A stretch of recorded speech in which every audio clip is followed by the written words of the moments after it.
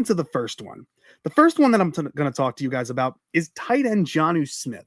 Now, he is a free agent. He was let go by the Pittsburgh Steelers, and a little bit of a down year. He was fantastic in Miami. He was one of Tua Tagovailoa's favorite targets, a guy who was great at the blocking, but much better in the pass game. You can line him up as a bigger slot. You can have him as a tight end, just running down the seam route. Matchup nightmare. And when the ball in his hands, he's really tough to bring down. He's only 30 years old. He's 6'3", 248 pounds. And one of the biggest needs right now for the New York Jets, a very underrated one, is a legit tight end too.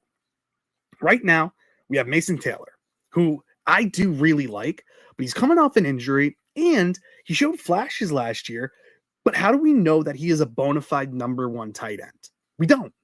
We just have to bank on his upside and that he comes back fully healthy.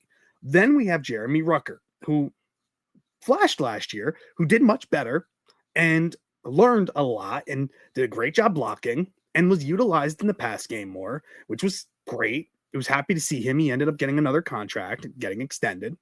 Then we have Jelani Woods, who, I don't know, we didn't do anything with last year. He was in a couple games, but really didn't do anything. And we have Andrew Beck as well, but he's more of our fullback. I think the Jets really need to bring in another tight end. And if they're not going to draft one, Jonnu Smith is sitting right there. And it makes sense for the Jets because one of the people that we hired this year on the offensive side of the ball was Pittsburgh Steelers tight end coach. So if anybody knows anything about Jonnu Smith, it's going to be him.